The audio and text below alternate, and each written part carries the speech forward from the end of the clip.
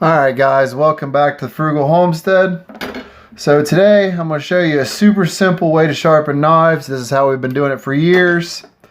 Now granted, we do own grinder stones, we do own whetstones, we do own grinders. Multiple ways to sharpen things. This is the easiest way by far that we've found to sharpen our knives. Now to get started, we got to go through types of knives because some can be sharpened in this method, some cannot. This is your standard bread knife. This cannot be sharpened. This is your standard steak knife. You can see the ridges. It cannot be sharpened in this method. This is what's called a serrated knife. Alright? It can be identified by these little lines all the way up it. It cannot be sharpened. What can be sharpened is any straight blade. Alright.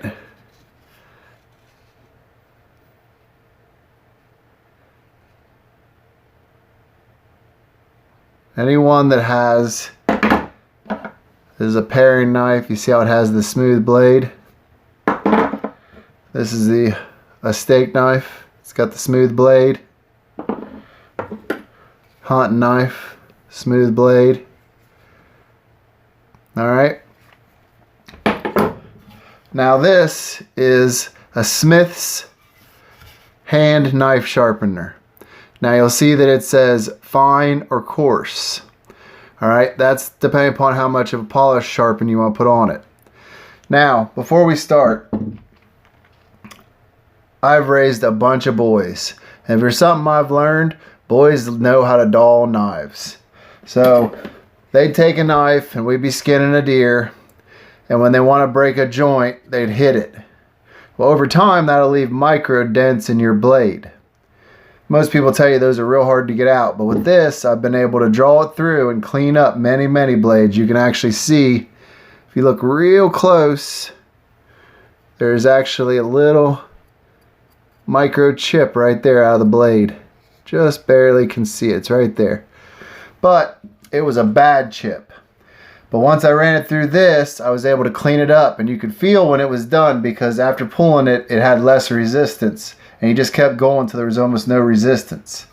Now, these are the only style knives you can do this with. I'm going to look, but I don't know if you're going to be able to find one of these exact ones, but there's 100 companies that make them. I've never seen a bad one. I know even the $5 ones at Harbor Freight are good. So I'm going to find you a link to some decent name brand ones that have the rubber on the bottom so they kind of stick to the table better, because it does help. But this has been through probably 6 or 7 seasons, like deer seasons, and just, I mean, we've butchered so many animals here on the homestead. This actually goes out to the garage and we sharpen on the fly when we're skinning stuff and cutting up meat. So let me get started here and I'll show you how you use it. Alright, so you grab it. If you're right-handed, you grab it with your left and draw with your right. If you are left-handed, you grab it with your right and draw with your left.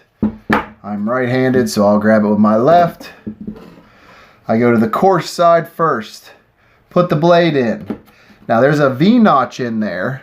See if you can see that. That V-notch is 2 sharpening stones set at a V-notch. You don't want your knife side to side. You want it straight down the middle as much as possible.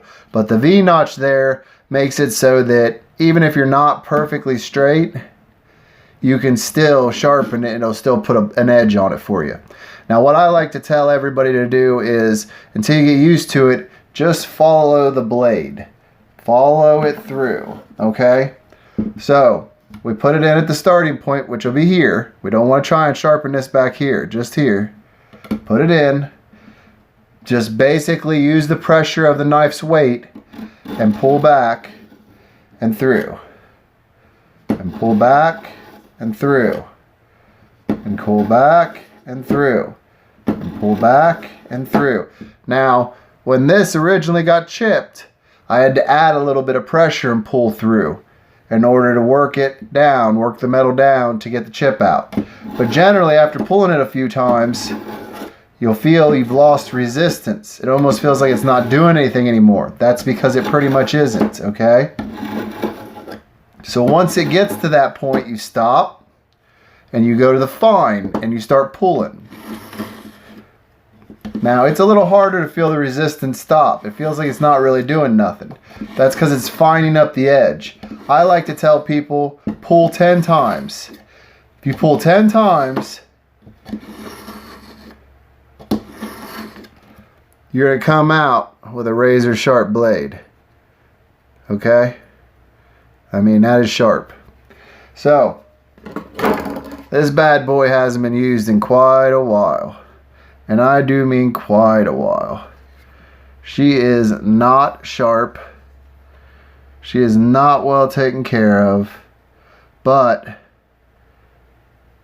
she is American made steel and ready to go. So let's put it in. Ooh, you can hear that. She's got some rust on the blade.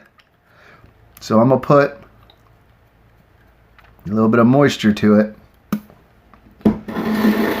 Oh yeah. You can hear her working. Oh yeah.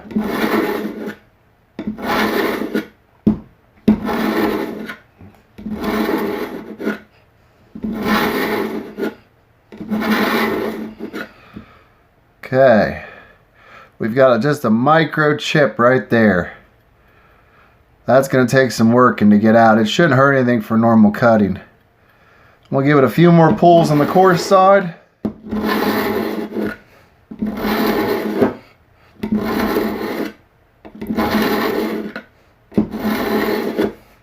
Okay, let's do our 10 pulls on the fine side.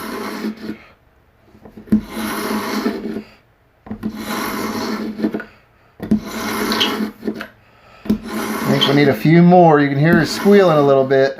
It's usually a sign that it's got a bad spot that we're cleaning up. You can hear she's not squealing no more. Very smooth. Oh yeah. We've put an edge on it. From here to here is real good. It's just up around this front collet. Ow, that's sharp. That front collet's a little bit off. So I'm going to just turn the knife. We're going to run it through.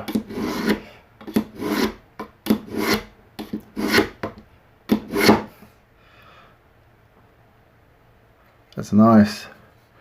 So it's cleaned up that blade quite a bit. It's not perfect by any means, but it's cleaned it up a lot.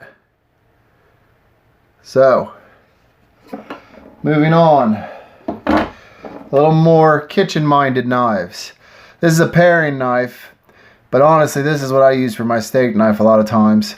This is an old, super thin steak knife. We had a set of these. They don't really work very well because they bend super easy because they're real thin and cheap. But I'll tell you what these worked really great for, and that was getting in on the long boning on rabbits when we used to raise rabbits. You could actually debone a rabbit pretty good with one of these things. That's why we kept them around. The only problem was if you push too hard, sometimes this black plastic back here will break through. But usually you don't, when they're real sharp, you could just bone out the rabbit. So let's start with this one because this is super cheap, crappy metal. And I'm going to show you this thing can put a blade on it and make it razor sharp. Now mind you, this thing's anywhere between 6 and 10 years old. Alright, the sharpener. It's not going to wear out anytime soon. It's well worth the money. Man, that sounds real bad.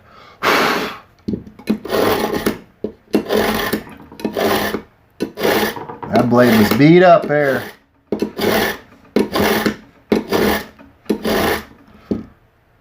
Oh yeah, it was. Sometimes it helps just to blow a little metal residue out of it. Oh, that's much better. We're getting there, guys. Remember, you don't need to put any weight on it. Just let the knife pull through. Yeah, that's nice and sharp.